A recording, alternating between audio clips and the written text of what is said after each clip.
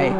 এই দুঃখ, কষ্ট, বিপদ আমাদের কোমরকে সোজা করে, আমাদের পায়ের মাটিকে শক্ত করে। চিল্লায় বলেন ঠিক কিনা? প্রতিকূল পরিবেশে কিভাবে বাঁচতে হয় এই দুঃখ কষ্ট আমাদেরকে শিখায়। এজন্য মুমিন বান্দার বৈশিষ্ট্য হচ্ছে দুঃখ কষ্ট বেদনা জ্বালা এগুলোতে সে আপসেট হয় না, সে হাল ছেড়ে দেয় না, সে ভরসা রাখে একজনের উপর। চিল্লায় বলতে হবে তিনি কে? কারণ মুমিন জানে রাত্রি যত গভীর হয় অন্ধকার তমানিসা ভেদ করে সুবহে সাদিক হয়।